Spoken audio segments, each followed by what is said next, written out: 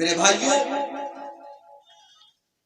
अल्लाह ने कुरान में 5 चीजों के बारे में फरमाया कि मैं ही जानता हूं कि वो चीज इंसान के ऊपर कब आने वाली है। इन्नल्लाहा इंदहु इल्मुस्साअ व युनज़्ज़िलुल गैथ व यअलमु मा फिल अरहाम। अल्लाह ताला को ही पता है कि कयामत कब आएगी, बारिश कब होगी, कितनी होगी, कहां होगी, सिर्फ और सिर्फ अल्लाह को मालूम है।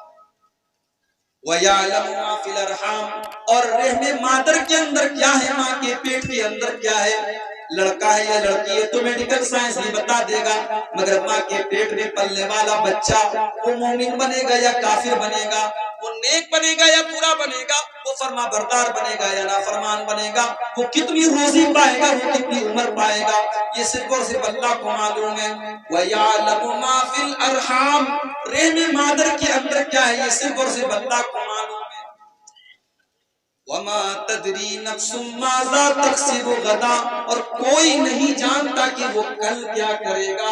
वमा तदरी नफ्सुम बिअय्यि अर्ज़िन तमूत, और कोई नहीं जानता कि वो कहां मरेगा, कल क्या होने वाला है कोई नहीं जानता, और किसको कहां मौत आने वाली है ये भी कोई नहीं जानता।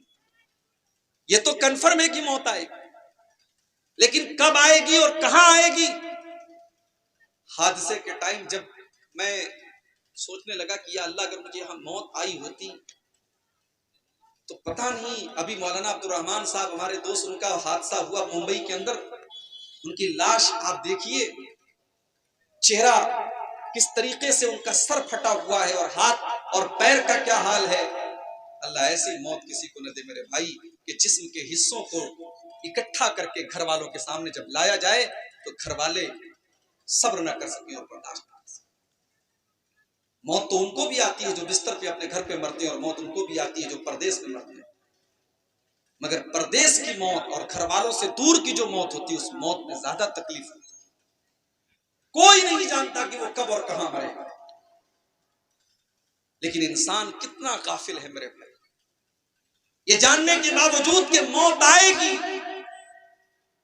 और ये जानने के बावजूद कि हमें नहीं मालूम कि मौत कब और कहां आएगी, इंसान लंबे चौड़े प्लान बनाता है कि हम ये करेंगे, हम वो करेंगे। सामान 100 बरस का है, पल की खबर नहीं। इंसान को ये तो पता नहीं कि वो कल जिंदा रहेगा भी कि नहीं रहेगा, और वो 100 बरस की प्लानिंग करके बैठा है, तो जमीन और जायदाद और ये और वो बना के बैठा है, और वो ये भी नहीं जानता कि वो कल जिंदा रहेगा। इसीलिए अल्लाह ताला कुरान के अंदर सूरह वाक़िया के अंदर फरमाता है, ऐ इंसान तू कितना बेबस है, तू कितना कमजोर है, तेरी औकात क्या है। तू अगर अपनी औकात को देखना चाहता है इंसान, तू अपनी मौत के ऊपर गौर कर। ऐ इंसान तू अपनी मौत के ऊपर गौर कर, जब तेरी मौत का टाइम आता है। अल्लाह फरमाता है, फलौला इज़ा बलगतिल हुल्कूम व अंतुम हीनइज़िन तंज़ुरून।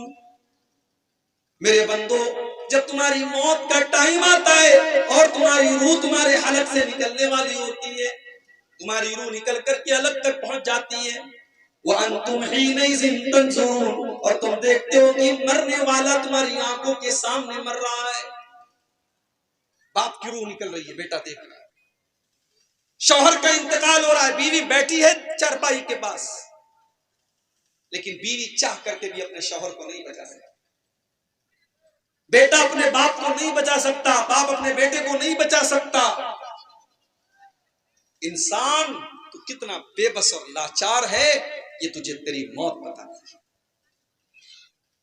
जितनी भी दौलत आपके पास आ जाए, जितने भी पैसे आ जाए, जितने बड़े बड़े डॉक्टरों से आप कांटेक्ट कर ले, अगर मौत का टाइम आ गया है तो दुनिया के बड़े बड़े डॉक्टर भी आकर के कह देंगे, साहब अब इनको दुआ की जरूरत है, इनको दवा की जरूरत नहीं है, अब हम इनको बचा नहीं सकते, इनकी जिंदगी हमारे हाथ में नहीं है। फलौला इज़ा बलगतिल हुल्कूम व अंतुम हीनइज़िन तंज़ुरून। मेरे बंदो, जब जान हलक तक पहुंच जाती है और तुम देखते हो कि सामने वाला मरने की कगार पर है, फलौला इन कुंतुम गैर मदीनीन तरजिऊनहा इन कुंतुम सादिकीन। मेरे बंदो, अगर तुम्हें ऐसा लगता है कि उस मरने वाले के ऊपर किसी का कंट्रोल और पावर नहीं है, मरने वाला आजाद है, वो खुद से जिंदा हुआ है और खुद से मर जाएगा, अगर तुम्हें ऐसा लगता है तो उस मरने वाले को तुम मौत के मुंह से बचा करके दिखा दो, तुम उसकी रूह को निकलने से बचा करके दिखा दो। तुम ऐसा नहीं कर सकते, नहीं कर सकते। और ये भी याद रखिए, जिसकी रूह निकल गई दोबारा रूह वापस भी नहीं आ सकती। हमारे यहाँ जो ये अकीदा माना जाता है ना कि आत्महत्या करने के बाद आत्मा भटकती रहती है, पहली बात तो आत्मा बोलना भी नहीं चाहिए, रूह को रूह ही बोलना चाहिए, रूह को आप आत्मा नहीं बोल सकते। रूह के लिए कुरान और हदीस में रूह का लफ्ज आया है। तो मरने के बाद रूह भटकती रहती है। अगर कोई सुसाइड कर ले, आत्महत्या कर ले, ये बॉलीवुड के फिल्मों में तो हो सकता है, ये सीरियल्स में तो हो सकता है, मगर रियलिटी में ऐसा कभी नहीं हो सकता, इसलिए कि मरने के बाद किसी की रूह दुनिया में वापस। कुरान का 18वां पारा उठा, हत्ता इज़ा जाअ अहदहुमुल मौत क़ाल रब्बिरजिऊन। मेरे बंदो, जब तुम्हारी मौत का टाइम आता है, बंदा अपने अल्लाह से कहता है कि ये मेरे परवरदिगार, तू एक बार मुझे दुनिया में दोबारा लौटा दे, एक मौका और दे दे। लअल्ली आमलु सालिहा, ऐ अल्लाह तू एक मौका मुझे और दे दे, मुझे दोबारा तू दुनिया में भेज दे ताकि मैं नेक अमल कर सकूं। देखिए, मोहलत भी मांग रहा है बंदा, तो इसलिए नहीं मांग रहा है कि मैं मकान बना लूं, जवान बेटी की शादी कर दूं, बेटे को सरकारी नौकरी दिला दूं, कुछ खेती बाड़ी का काम रह गया उसको पूरा कर लूं, नहीं, अल्लाह से मोहलत मांग रहा है मरने के बाद। तो किसके लिए मांग रहा है? लअल्ली आमलु सालिहा, ऐ अल्लाह तू मुझे तो एक मौका और दे दे, मैं नेक अमल करके तुझे राजी कर सकूं। आज हमें और आपको जिंदगी मिली है, जवानी मिली है, हम और आप समझते हैं कि साहब बुढ़ापा आएगा तो हम नेकी कर लेंगे।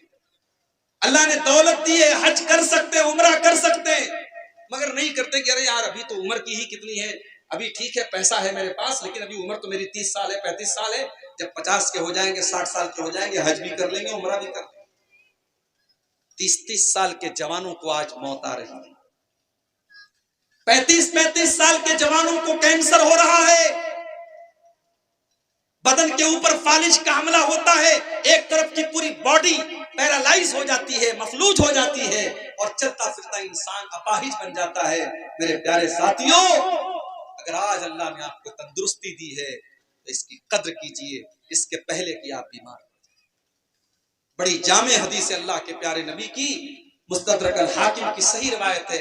अल्लाह के प्यारे नबी जनाब मोहम्मद रसूलुल्लाह सल्लल्लाहु अलैहि वसल्लम फरमाते हैं, इग़तनिम खमसन क़ब्ल खमसिन, 5 चीजों की कदर करो, 5 चीजों की कीमत को और वैल्यू को समझो 5 चीजों के आने से पहले।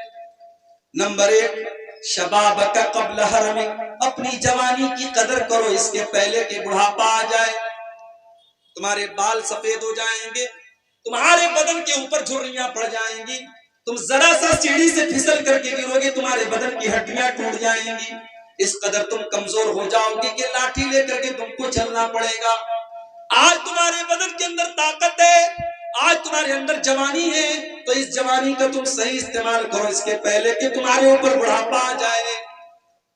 वस्सिहतक क़ब्ल सक़मिक, और दूसरी चीज अल्लाह के नबी फरमाते हैं, अपनी सेहत की, अपनी तंदुरुस्ती की कदर करो इसके पहले कि तुम बीमार हो जाओ।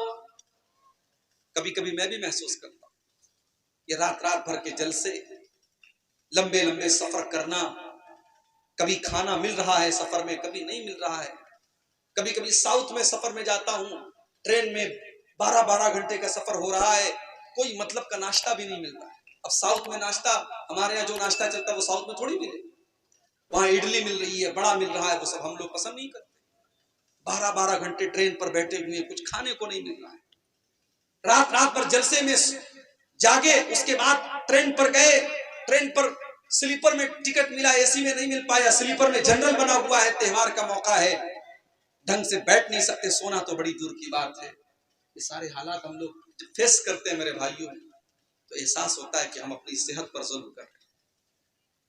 और हमने देखा है बहुत सारे उलमा को और तकरीर करने वालों, हमारे यूपी की सरजमीन से ताल्लुक रखते थे मौलाना अब्दुल शकूर साहब असरी, बहुत बड़े आलिम थे, उस्ताज भी थे हदीस के वो, और तकरीर भी करते थे, मुकर्रिर भी थे।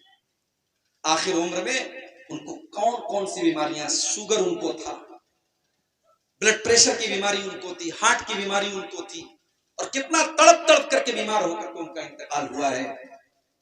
आज इंसान तंदुरुस्त होता है, नौजवान बेचारा सेल्फी ले रहा है, मौलाना साहब आए, नौजवान सेल्फी ले रहा है, लोग हाथों हाथ ले रहे हैं, लोग खिला रहे हैं, पिला रहे हैं, मगर जब वही इंसान सेहत और तंदुरुस्ती को खो देता है मेरे भाई, जब बीमार पड़ता है, बिस्तर पर पड़ता है, तो कौन किसको पूछने जाता है।